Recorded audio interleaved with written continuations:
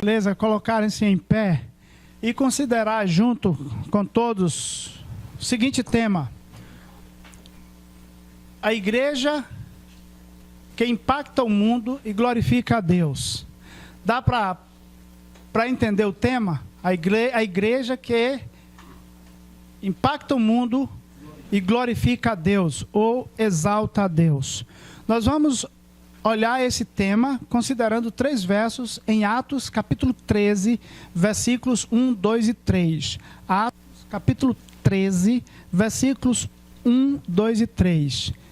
Diz assim: havia na igreja de Antioquia profetas e mestres: Barnabé, Simeão por sobrenome Níger, Lúcio de Cirene, Manaém, Colasso de Herodes, o tetrarca, e Saulo. E servindo eles ao Senhor e jejuando, disse o Espírito Santo: separai-me agora Barnabé e Saulo para a obra que os tenho chamado. Então, jejuando e orando, impondo sobre eles as mãos, os despediram. Vamos orar. Pai Celestial, muito obrigado por teres nos resgatado do lamaçal de pecados, por teres nos transportado do império das trevas para o reino do seu Filho amado. Queremos viver aqui na terra, reconhecendo sempre que a nossa pátria não é aqui. Estamos no mundo, mas dele nós não somos. Aguarda-nos a pátria celestial. Como já foi mencionado aqui por tua serva, sabemos que os sofrimentos do tempo presente não se comparam com a glória que há de ser revelada. Pai, queremos viver aqui neste mundo, impactando ele, com um estilo de vida, conforme a tua palavra. Queremos viver aqui neste mundo, glorificando o nome do Senhor, exaltando o Senhor que é digno. Ajude-me a comunicar a tua palavra com simplicidade, clareza, porém, profundidade e fidelidade. Se tiver entre nós alguém que ainda não entregou sua vida a Jesus, que essa seja a grande noite do seu novo nascimento. Pedimos, ó Pai, tudo agradecidos em nome de Cristo, a quem amamos. Amém. Pode sentar. Olhando esse texto, nós precisamos observar alguns aspectos dele. O texto, uma narrativa. O livro de Atos é um livro tipicamente narrativo, não é um livro tipicamente normativo. Nós temos muitas narrativas de como foi a ação do Espírito Santo através dos apóstolos e da igreja. Por isso, alguns dizem que o melhor título para esse livro seria Atos do Espírito Santo. Eu colocaria Atos do Espírito Santo através dos apóstolos e da igreja. Então, olhando aqui nessa narrativa, nos diz o que é que havia na igreja em Antioquia. Então, aqui nós precisamos considerar o seguinte: a igreja é, à luz das Escrituras, um nome para a coletividade, para o grupo de discípulos, de seguidores de Cristo. A palavra igreja, aqui nas Escrituras, tem esse sentido. Agora, uma língua, por ser dinâmica, precisamos lembrar desse detalhe, que uma palavra acaba pegando outros sentidos, porque a língua não é estática, a palavra não tem um significado apenas. Por exemplo, manga. Você tem manga, a fruta, e você tem, por exemplo, a manga da camisa, você tem a manga de um lampião, e por manga larga, até uma raça de cavalo, e por aí vai. No caso, igreja passou a ter uma característica, uma conotação denominacional, igreja batista, igreja isso, igreja aquilo, aquilo outro. Passou até a ter o nome de um espaço físico. A gente passa em um prédio e diz, igreja, por exemplo, Igreja Bíblica Batista em Santa Marta do Pinhal. Mas olhando aqui no nosso texto, nós precisamos compreender o contexto em que a palavra está. Havia naquela igreja, que era uma igreja local, localizada, aqui dizem Antioquia. Havia duas Antioquias, Antioquia da Pisídia, Antioquia da Síria. Aqui é em Antioquia. No capítulo 11, nós encontramos que devido à perseguição, logo após a morte de Estevão, muitos foram dispersos por Chipre, inclusive Antioquia. E naquela ocasião, lá está registrado, que eles pregavam apenas aos judeus, e alguns passaram a pregar aos gregos. Em Antioquia, a igreja cresceu, o grupo de irmãos cresceu, e cresceu muito. Então, pensando no nosso tema, a igreja que impacta o mundo e glorifica ou exalta a Deus, é uma igreja que deve perseguir a maturidade. É uma igreja que deve ter uma liderança madura. E aqui no texto a gente observa que havia naquela igreja profetas e mestres. Profetas e mestres eram, naquela ocasião, dons característicos.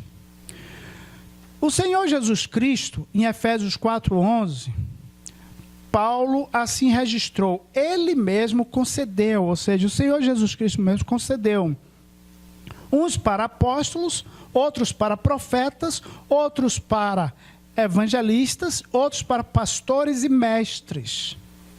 Ok?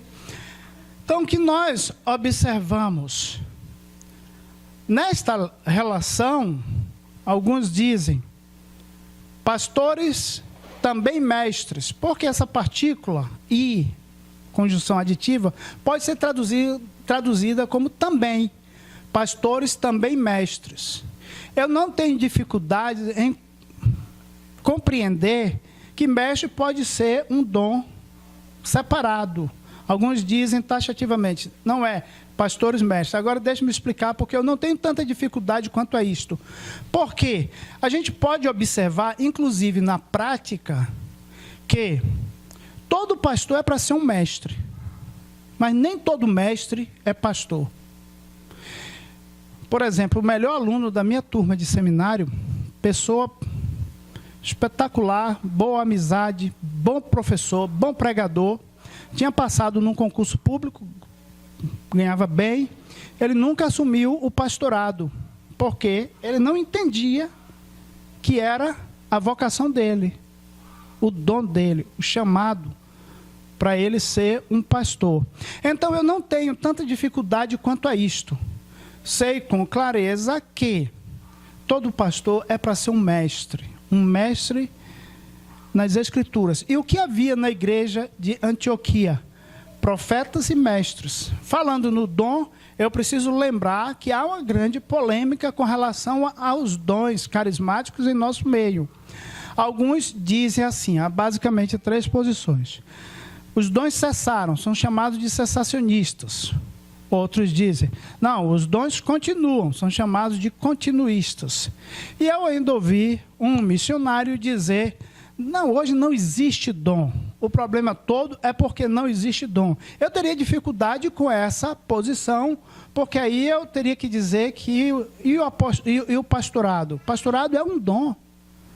Nós observamos isso dentro das Escrituras. Não é para qualquer pessoa. Com relação ao continuismo, eu acho interessante que, mesmo quem diz que os dons continuam, eu tenho dificuldade com isso, porque mesmo eles dizem assim, não, continuam, mas em nossa igreja não acontece. Eu acho muito interessante isto.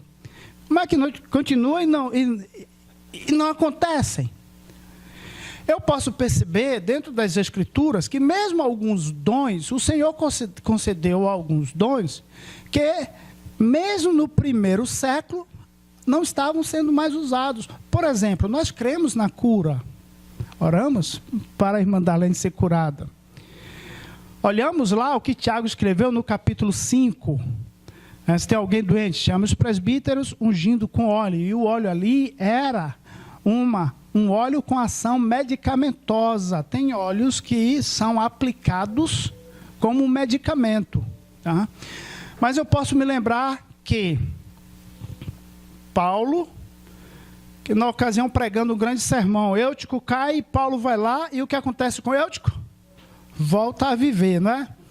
Mas a gente percebe também que ele diz, quanto a Trófimo deixei o doente em Mileto. A gente percebe que a Timóteo, ele escreveu assim, capítulo 5, versículo 17, se a minha memória, 21, se a minha memória não estiver me traindo.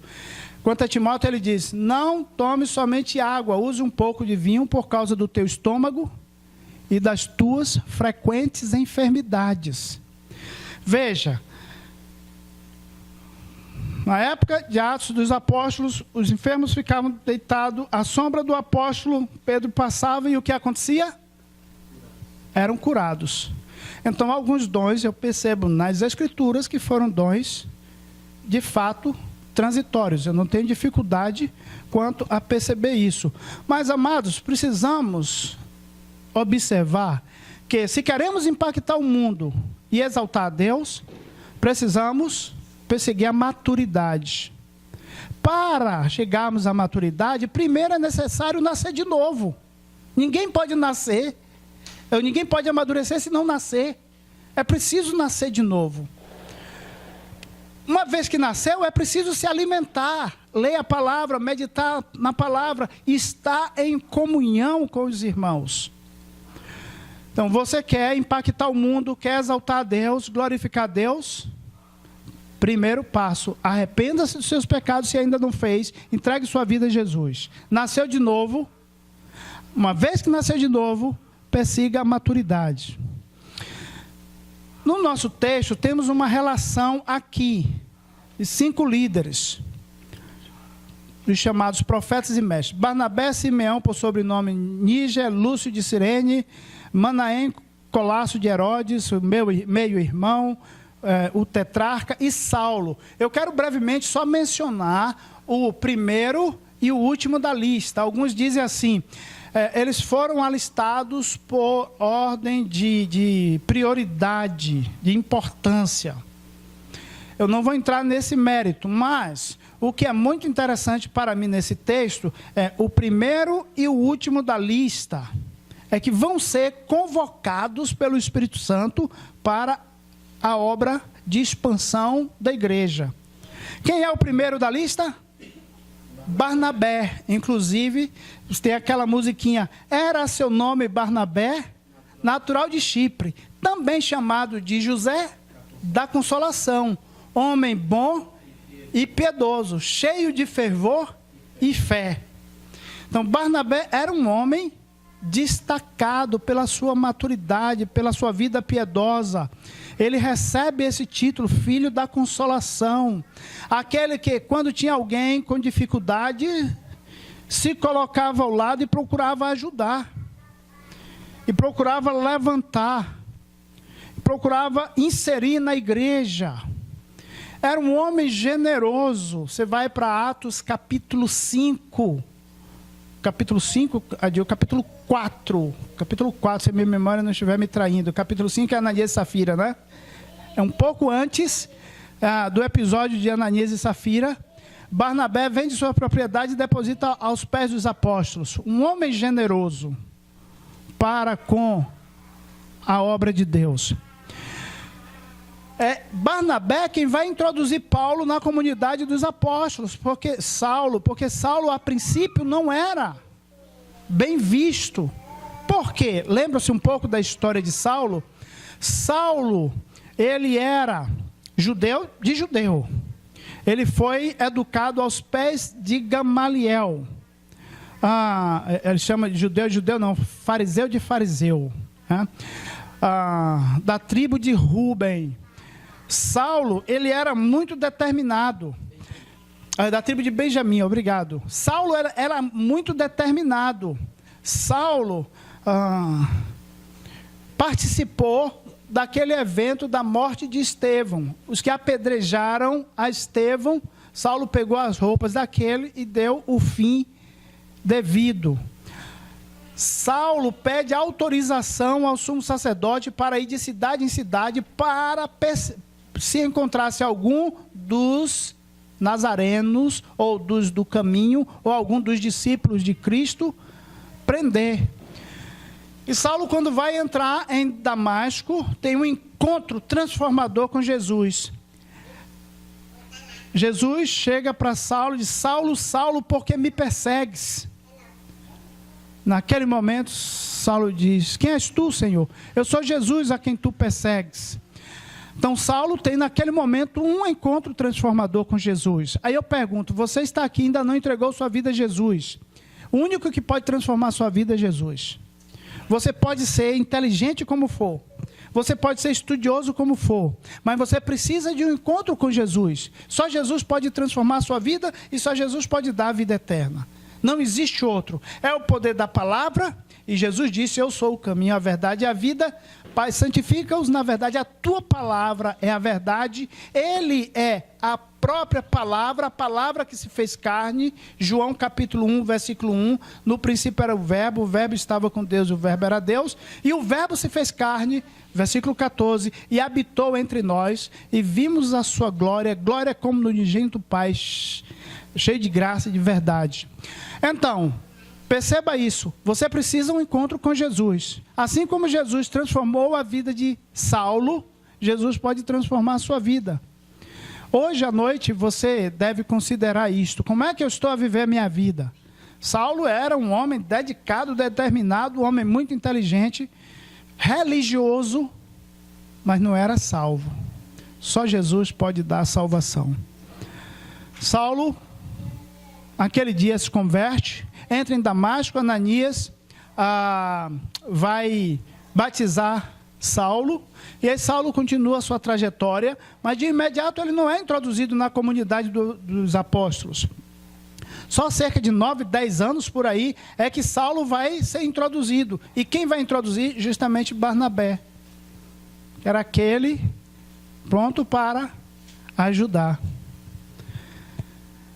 Depois de observar que uma igreja que impacta o mundo e glorifica a Deus ou exalta a Deus, é uma igreja cuja liderança e os membros são maduros ou perseguem a maturidade, a gente observa que uma igreja que impacta o mundo e glorifica a Deus é uma igreja sensível à direção do Espírito e uma igreja que pratica ou exercita as disciplinas espirituais.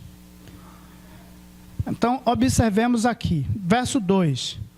Olha o que eles estavam a fazer. E servindo eles ao Senhor, o que eles estavam fazendo, aqueles irmãos, era reunião de planejamento. Hoje tem igrejas que é para tudo planejamento. Para tudo. Amados, eu não sou contra o planejamento. Nos slides observaram aqui que eu coloquei reunião de planejamento. Não viram que eu coloquei?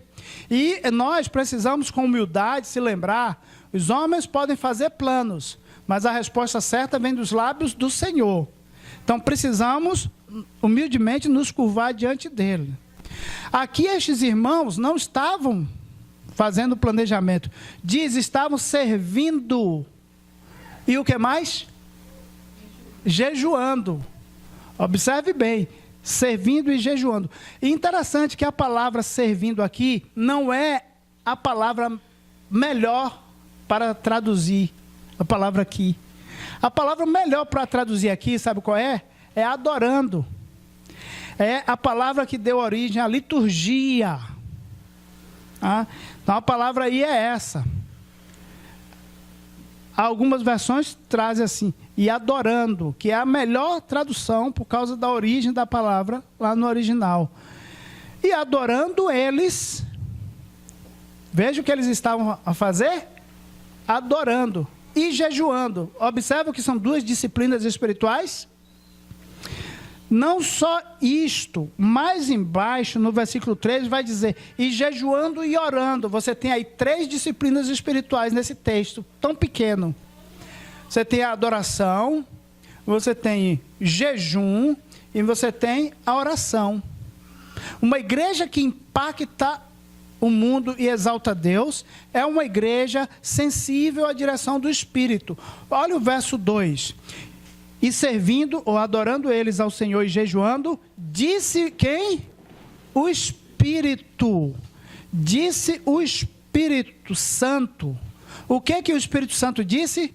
Separai-me a Barnabé e Saulo para a obra que eu os tenho chamado. O Espírito Santo falou. Esse é um texto básico para a gente dizer: o Espírito Santo não é de maneira nenhuma uma força ativa. O Espírito Santo é um ser pessoal. E a gente diz: o Espírito Santo é a terceira pessoa da Trindade, ou triunidade. O Espírito Santo, ele comunica, ele se comunica. Disse o Espírito Santo: separai-me a Barnabé e a Saulo para a obra que eu os tenho chamado. Agora, como foi esse disse? Eu não tenho dúvidas que foi através de um daqueles irmãos. Através de um daqueles irmãos, eles entenderam, isso é do Espírito Santo. Se você for para Atos, capítulo 1, se não me falha a memória, verso 2, vai dizer que Jesus fazia o trabalho e falava por quem? Pelo Espírito. Veja lá, está no verso 2 ou é o 3, do capítulo 1 de Atos. Jesus falava pelo Espírito. E algumas pessoas pensam que Jesus não pecou. Por que Jesus não pecou? Algumas pessoas dizem porque ele era Deus. Eu entendo que está errado. De fato, ele era Deus. Mas ele não pecou, não foi por isso. Sabe por que Jesus não pecou? Porque ele andava no Espírito. Se nós conseguirmos andar no Espírito, 100%, nós não vamos pecar. Observe isso. Nós só pecamos quando nós deixamos de andar no Espírito para andar na carne. Gálatas 5,16, o apóstolo Paulo escreveu: digo, porém, andai no Espírito e jamais satisfareis a concupiscência da carne, o desejo forte da carne. Note, eu não estou dizendo que Jesus não era Deus, ele era 100% Deus. Mas Jesus era 100% homem. Mas Jesus, ele podia dizer o que ia acontecer. Vai que teu filho vai estar curado. Mas isso fazia parte do ofício dele. Aí Jesus tinha, nós chamamos de 3 ofícios. Ele era sacerdote, profeta e rei. Um profeta no Antigo Testamento podia prever o que ia acontecer. Vai acontecer isso. Eu posso dar inúmeras ilustrações sobre isto. Um profeta podia antever o que ia acontecer. Tá? Então, Jesus andava no Espírito. Ele era Deus, 100% Deus. Mas ele também era homem. E a vida dele foi uma vida digna de ser imitada. Precisamos aprender a andar nesse mundo como Jesus andou. Uma igreja que impacta o mundo e exalta Deus é uma igreja cuja liderança é madura, seus membros são levados à maturidade. É uma igreja sensível à direção do Espírito. E é uma igreja que pratica as disciplinas espirituais. Eu não vou entrar em cada detalhe, em todas elas, mas vou mencionar alguns aspectos. Adoração. Muita gente pensa que a adoração é só o tempo de cânticos. Isso é um erro grave. Amados, nós devemos viver uma vida diária de adoração. Se eu estou, por exemplo, a lavar a louça, eu faço isso. Agora com mais frequência, porque os meus filhos, praticamente estamos sem filhos em casa. Adriel vai para a escola, passa o dia lá e a louça está na pia, eu vou ajudar a minha esposa. Se eu estou a lavar as louças, eu estou adorando a Deus. É para eu fazer em atitude de adoração a Deus. Se eu estou a fazer qualquer outra atividade, eu preciso lembrar que eu devo fazer em atitude de adoração a Deus. Então, nossa vida é para viver, é para ser vivida praticando a disciplina de adoração. Mas não só a disciplina de adoração. Uma disciplina que o texto mostra aqui é uma disciplina que é pouco falada entre nós, principalmente batistas, que é a disciplina do jejum. Amados, o jejum é para ser praticado, porque ele é bíblico. O Senhor Jesus Cristo até deu orientações com relação ao jejum. Você vai para Mateus capítulo 6, ali em Mateus capítulo 6 tem 3 disciplinas. A disciplina do ofertar, Jesus diz como não fazer e como fazer. A disciplina do orar, Jesus diz como não fazer e como fazer. E a disciplina do jejum. Jesus vai dizer como não fazer e como fazer. Quando jejuardes, não façais como os escribas e fariseus, como os hipócritas. Eles sempre faziam, exercitavam as disciplinas com o fim de serem vistos. Nós não devemos praticar disciplinas com o fim de sermos vistos. O jejum é uma abstinência de alimentação, ou entendo mesmo de uma atividade, por um certo período que a gente renuncia, onde nós vamos nos dedicar à oração, à comunhão com Deus, a cantar ao Senhor. Então, o jejum é para ser realizado, aplicado na vida dos discípulos. Uma dificuldade com o jejum é porque o Senhor Jesus Cristo diz, quando jejuares, lave o rosto, para que não seja visto, para que ninguém saiba. Bom, já que ninguém sabe, então, pode pensar que eu faço jejum quando eu não faço. Aí muita gente pode pensar que eu faço. Com relação à outra disciplina da oração, o Senhor Jesus Cristo disse o mesmo. Como não fazer e como fazer. Ele até deu uma oração modelo no capítulo 6. Ele vai dizer, entra no teu quarto e ora em secreto, e teu pai que vê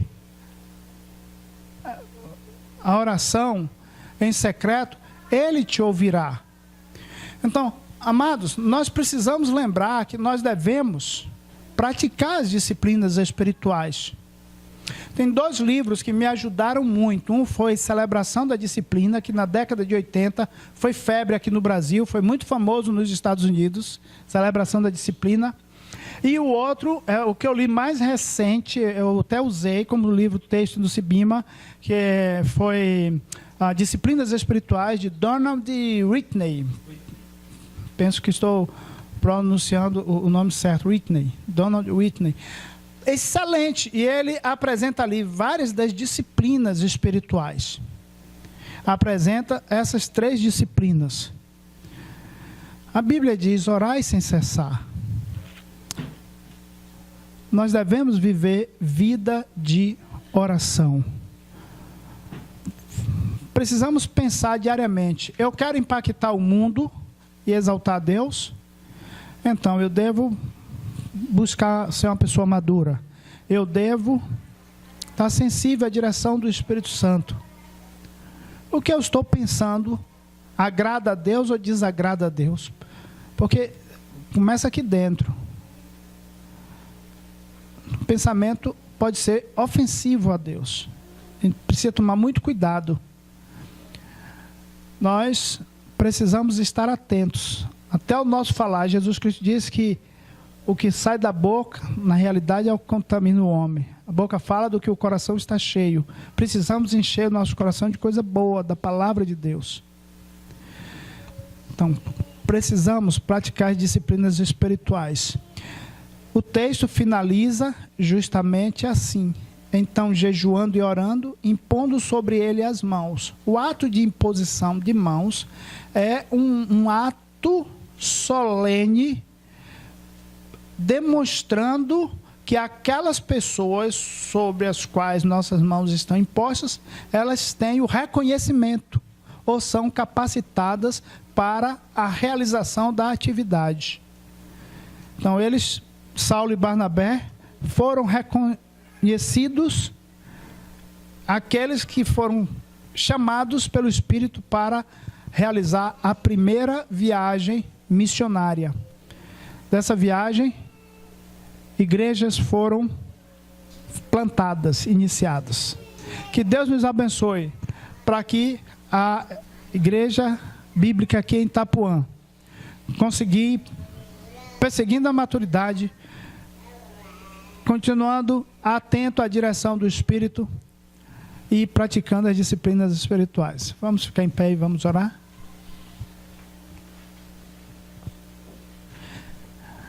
Enquanto todos estão em oração, eu gostaria de perguntar: você está aqui hoje à noite, está pronto para entregar a sua vida a Jesus? Hoje pode ser o grande dia. Considere. Vamos orar. Obrigado pelo teu cuidado e carinho, Pai, por tua bondade, por vivermos num país onde temos liberdade para nos reunir com os irmãos e amigos, viver num país onde temos o privilégio da tua palavra traduzida para a nossa língua. Através dela podemos conhecer-te, conhecer a vontade do Senhor e colocá-la em prática. Obrigado, Senhor, por esta noite, juntos, reunidos, glorificarmos o teu nome. Damos graças pelas missionárias, Darlene, Cibele, que aqui estão também. Pedimos que continue a abençoá-las. Louvamos-te pela cura que o Senhor tem dado a essas tuas servas. Louvamos-te, ó Deus, por teus servos, pastor Bruce, dona Eliana, que tem chegado aqui, junto com o pastor Marcos, Renata e os demais irmãos, e tem realizado esta obra para te glorificar. Seja comigo, Érica, e com nossa equipe em Portugal, e continue a abrir portas para a gente levar o Evangelho àquele país, e também, ó Deus, possamos ver de lá saindo pessoas para a África e para o restante da Europa. Abençoe o irmão Harrison, que está para ir para a Inglaterra, onde nós temos tido uma boa comunhão. Abençoe sua esposa. Também a nossa irmã Andréia, que está lá na Alemanha. E o Hugo, que está a se preparar para ir para a Alemanha. Senhor, pedimos que salve muitas pessoas no velho continente, no velho mundo. E continue a abençoar a tua igreja aqui no Brasil, para que cresça em santidade e que amplie cada vez mais a visão missionária. Tudo pedimos agradecidos em nome de Cristo, a quem amamos. Amém.